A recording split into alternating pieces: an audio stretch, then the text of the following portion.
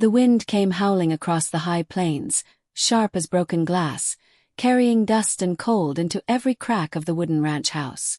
Ethan Hayes hunched low in the saddle, reins tight, his eyes scanning the horizon for a sign of safety. The storm had come faster than he expected, a wall of grit and wind swallowing the sunset and turning the land into a blur of red and gray. His horse staggered, sides heaving, yet pushed on because Ethan asked it to. He had nothing else left but the mule-headed will to keep moving. The barn was still a mile away, and each heartbeat was a wager against nature's fury. The storm eased just enough for him to see the gulch ahead, a dark scar carved into the prairie. He thought of detouring, but time was a rope tightening around his neck. He spurred the horse downhill, praying the ground wouldn't give. The animal stumbled but caught itself. Ethan gritted his teeth, remembering another storm years ago, one that had taken his wife. He hadn't been able to save her fevered body then, and he cursed himself for thinking he could save anything now. Not his land, not his cattle, not even himself. A sound cut through the storm, faint but urgent. It wasn't the shriek of wind or the groan of shifting rock. It was human, rough and desperate, calling for help. Ethan reined in, squinting through the dust. At first he thought it was his imagination, born from too many nights alone with his regrets. But then it came again, a guttural plea carried on the gale. He dismounted, boots sinking into the shifting sand. The wind clawed at his coat as he stumbled forward, one hand on his hat, the other braced against the gusts. The gulch widened to reveal a fallen cedar, splintered from the storm, its massive trunk pinning down something beneath it. Ethan's heart lurched. They weren't cattle. They weren't outlaws. They were people. Two women, enormous in size, their long braids tangled with dirt and blood. For a heartbeat he froze. The sight was impossible, dreamlike. Their shoulders alone seemed broad enough to carry a door. Their arms, trapped beneath the timber, flexed with strength even in pain. One turned her head, eyes dark as river stone locking onto his. Her lips parted, the voice low but urgent. "Help us!" Every warning he'd ever heard screamed in his mind. Apache. Savage. Trouble. His neighbors would tell him to ride on, let the earth claim them. But their faces, smeared with dust, twisted in pain, were not the faces of enemies. They were human, flesh and bone, just like him. He dropped to his knees and braced against the log. It didn't budge. The cedar was thick, soaked with rain, heavy as sin. His muscles strained, veins swelling at his neck. He cursed and pushed again, teeth clenched so hard they ached. The taller of the women groaned, a sound that drove fire into his chest. He remembered holding his wife's hand as she begged him to do something, anything to stop the fever. He had failed then. He wouldn't fail now. With a roar, Ethan wedged his shoulder under the log and heaved. His boots slid in the mud, the wind slamming grit into his eyes. But the wood shifted an inch, then another. The women pulled themselves free, dragging out their massive frames with a strength both weary and frightening. The log slammed back into the earth, throwing dust over him. He collapsed, gasping, arms trembling from the strain. When he looked up, they were standing, towering figures silhouetted against the broken sky. One swayed, nearly falling, and he caught her arm out of instinct. The sheer size of her made him feel like a child holding onto a giant. Her skin was cut and bruised, her breath ragged, yet there was dignity in the way she straightened her back. "You should not have done this," the other said, her voice deeper, edged with caution. "Now you are part of it." Ethan didn't understand, but her tone left no room for comfort. He pulled himself to his feet, brushing dirt from his coat.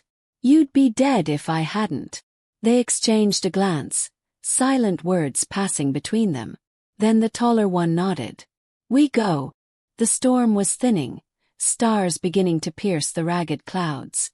Ethan's ranch wasn't far, though his mind screamed at him to send them away. Taking them in would mean questions, suspicion, maybe even blood. Yet as they limped forward, leaning on each other, he couldn't ride off.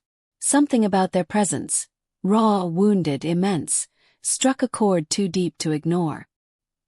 He mounted his horse and motioned for them to follow. They walked beside him, shadows stretched long under the moonlight, their silhouettes unnatural against the prairie's emptiness. Each step they took seemed to shake the ground, as though the earth itself bent under their weight. Ethan's pulse wouldn't slow. What had he dragged into his life? By the time the ranch came into sight, the storm had passed, leaving silence thick as a graveyard. The sisters paused at the fence line, their faces unreadable in the pale glow. Ethan felt the weight of the night pressing in, heavier than the log he'd lifted. He thought of his wife's photograph inside the cabin, watching from the mantel, and wondered what she would think of this moment. He swung down from the saddle, every bone in his body aching. "You can rest here," he said, though his voice betrayed doubt. "Just for the night." Neither thanked him. They simply moved closer, their shadows engulfing his own. He stepped back, suddenly small in his own yard. The air was too still, too sharp, and he sensed the horizon holding its breath. He had invited storm clouds into his home, and tomorrow they would break. As he opened the barn door and gestured them inside, one of the sisters whispered something in Apache he couldn't understand. But the tone chilled him, as though fate had already been sealed. He stood in the doorway a moment longer, staring at their hulking shapes vanishing into the dark, and a shiver ran through him. The land was quiet, the wind dead, yet he swore he felt footsteps still echoing beneath the soil. He shut the door, his hand trembling on the latch. And in that silence, he knew the sun would rise on trouble he hadn't bargained for. Ethan woke before dawn, the kind of waking where sleep had never truly taken hold. The storm had passed, leaving the land washed clean, but his mind remained muddied. From the barn came faint creaks, heavy movements that didn't belong to livestock. He stoked the fire in silence, poured black coffee into a chipped mug, and tried not to imagine what waited just outside. The door groaned open, and the sisters emerged into the pale morning light. Dust streaked their faces, hair falling loose from braids that must once have been proud and neat. They filled the yard in a way that made the house look like a child's toy behind them. One ducked her head to step through the frame, shoulders brushing either side. Ethan gripped his mug tighter, heat biting into his palm. They were wounded, no doubt about that. Their arms bore welts from the fallen cedar, and blood had dried in dark patterns across their skin. Yet even injured, they moved with a composure that unsettled him. The taller one, he thought she had been the first to speak last night, carried herself like a hawk scanning the field, every step precise, every glance weighted. Her sister's limp was pronounced, but she made no sound of complaint, jaw set against the pain. Ethan cleared his throat. "Water pumps round back. You'll want it." His voice cracked more than he intended. They exchanged a look, then the limping one, her gaze softer despite the hard set of her frame, nodded once. Together they circled the cabin. Ethan followed, unsure if he was host or warden. When they bent to drink, the sound of their thirst startled him. Long, deep pulls of water, each swallow echoing like the earth itself was drinking. He busied himself with chores, though his hands refused steady work. The sight of them lingered, impossible to ignore. When one of the women tried to help, lifting a broken fence post with a single hand, the wood cracked clean in two as though it were straw. Ethan barked a sharp laugh before he could stop himself. She raised a brow, not offended but curious, as though humor were stranger than pain. "Guess you don't know your own strength," he muttered. "Strength is nothing," she answered, her accent heavy but words clear, "without someone to guide it." He thought about that the rest of the day. As the hours passed, he learned their names. Nayeli, the taller one, carried herself like a leader. Tallulah, the limping sister, revealed more warmth, though still guarded. They spoke little, but what words they offered lodged in him like arrows. They had not asked for shelter, yet they accepted it as if they had been here before, as if the land itself owed them a bed. At midday, Ethan prepared beans and bread. The sisters sat on the ground instead of the chairs he offered, too small for their frames, and ate in silence. He watched them, the way their hands, large and calloused, moved with surprising grace. He wondered what the neighbors would say if they saw this sight. Two giant Apache women at his table, sharing his food. The thought chilled him. Suspicion ran deep in town. Kindness was often mistaken for treachery. As evening came, he saddled his horse to ride into town for supplies. Naeli's voice stopped him. If men see us, they will whisper. Whispers become fire. You must carry our silence. He met her gaze, unflinching. I know how to keep quiet. The trip was uneventful, yet unease followed him like a shadow. At the mercantile, two ranch hands spoke of strange shapes spotted near the canyons. Giants, one joked, though his laughter carried no ease. Ethan kept his face stone still, bought his flour and nails, and rode home before darkness fell. When he returned, the sisters had mended the fence he had left broken. The post stood straight, solid, the work better than his own hands could manage. Tallulah stood beside it, her limp less severe, pride glinting faintly in her expression. Ethan dismounted slowly, a swell of gratitude he couldn't voice tightening his chest. That night they sat by the fire. The crackle filled the silence, but Ethan felt the weight of unspoken truths pressing closer. Finally Tallulah broke it. You lost someone. The words cut sharper than any blade. Ethan swallowed hard, staring into the flames. My wife. Neither sister moved, yet he felt their attention wrap around him. He hadn't spoken of her in months, not aloud. The memory was raw, festering, but in their presence he found the words rising. Fever took her. Nothing I did mattered. His hand trembled as he gripped the edge of the chair. Sometimes I think the land's been punishing me ever since. Naeli's voice, low and steady, carried across the room. The land punishes all. But it also heals. Her words lingered, simple yet profound. Ethan didn't answer, but he carried them with him when he finally rose for bed. The night was quiet until a distant sound cracked the stillness, a long, mournful wail rolling across the prairie. Ethan froze at his window. He knew that sound, a signal carried by fire and echo, far away but unmistakable. The sisters stirred in the barn, silhouettes shifting against the lantern light.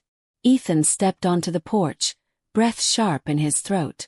The prairie stretched endless under the stars, yet the sound had weight, as though the earth itself had spoken. He turned as the sisters emerged from the barn, their eyes wide, their faces grave. It is our people, Naeli whispered. They come. Ethan's blood ran cold. He had thought saving them was an end, a single act of mercy in a lonely life. But the wail in the distance said otherwise. It was a beginning. The wind died, the land held its breath, and Ethan felt the weight of the next dawn pressing down already, heavy as stone. At sunrise, the prairie seemed unnaturally still, as if the land itself braced for something it could not stop. Ethan stood on his porch, hat in hand, scanning the horizon. The wail he'd heard last night lingered in his bones, a sound not easily forgotten. Beside the barn, Naeli and Tallulah waited with rigid postures, their eyes turned east. They hadn't slept. Their silence was too taut, too deliberate. Ethan wanted to ask what they feared, but the answer arrived before words could form. The horizon darkened with movement.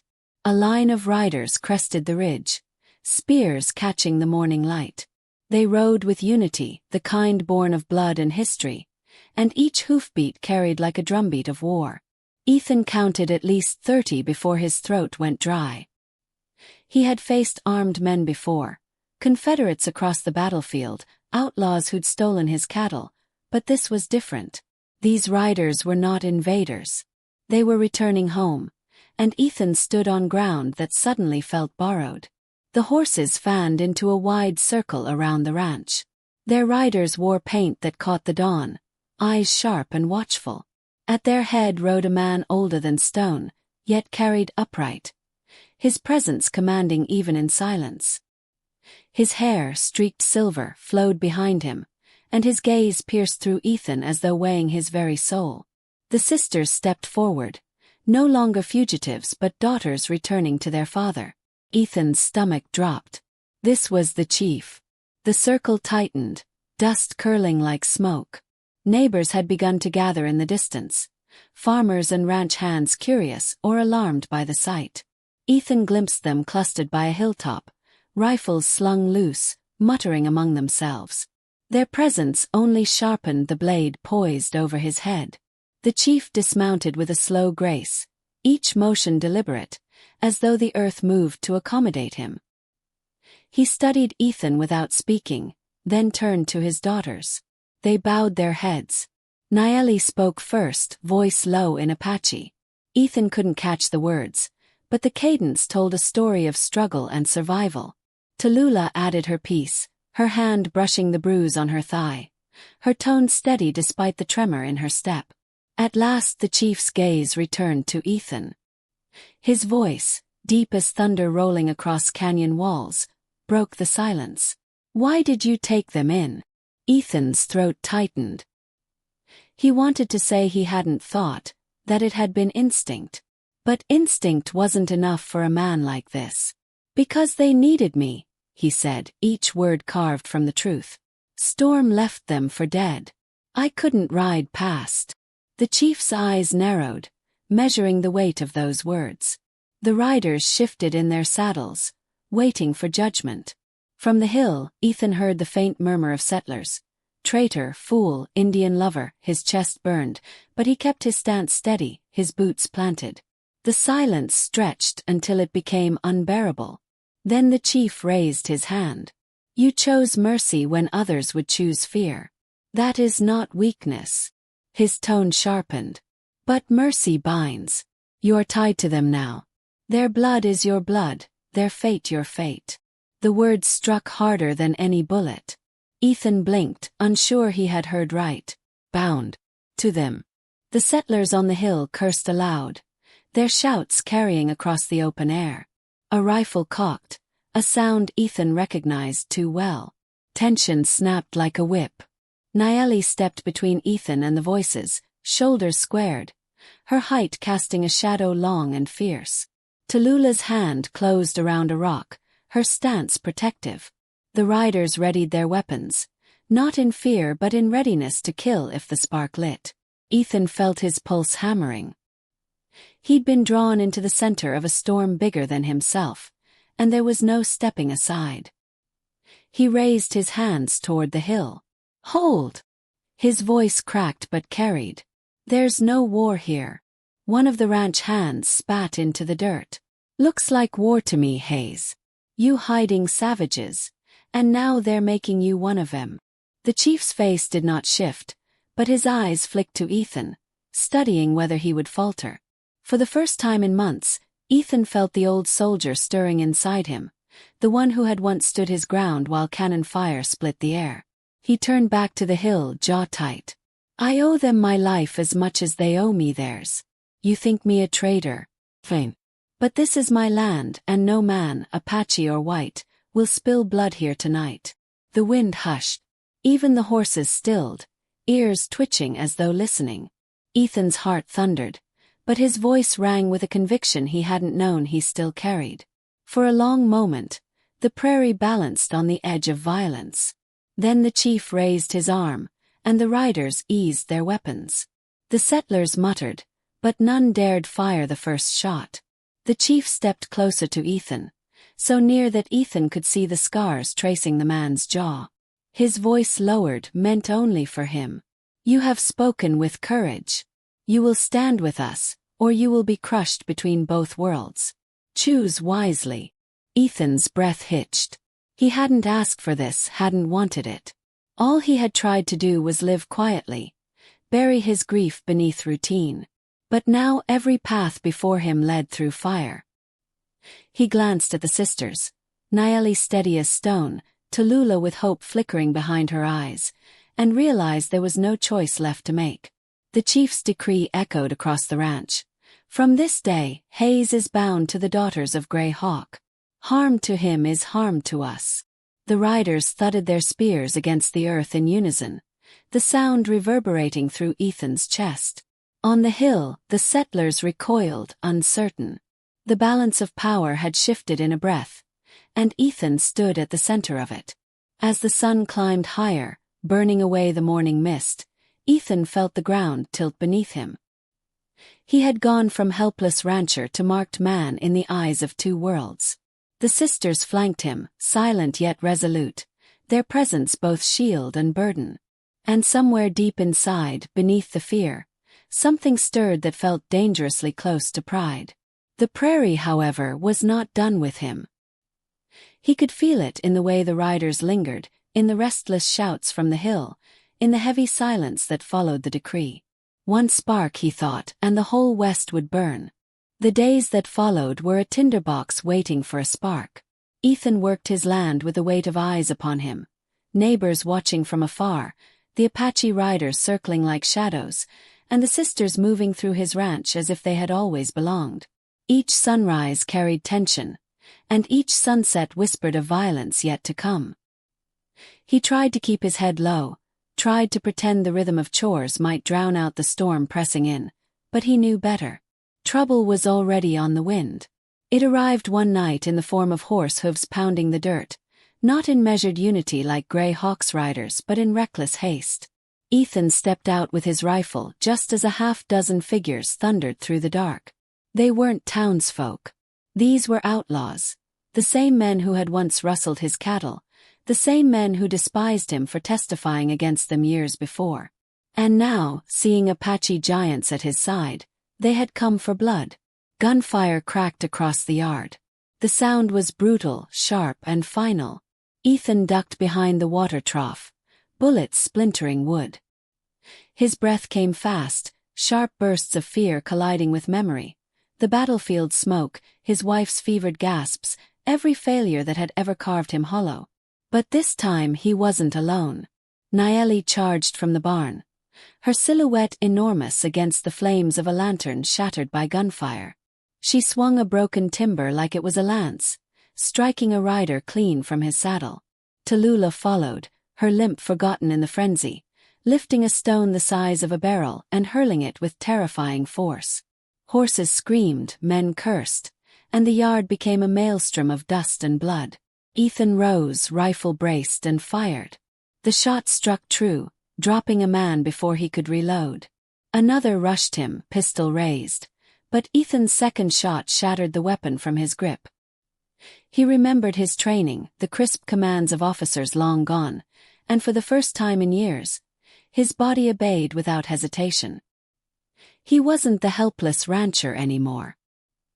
He was the man who survived battlefields, who endured loss, who still had fight left in him. The struggle raged in bursts, shouts, steel, the thud of fists against flesh. Nayeli took a blade to her shoulder yet roared through the pain, driving her attacker into the dirt with a kick that shook the earth. Tallulah shielded Ethan when a shot rang too close, her massive frame intercepting the bullet.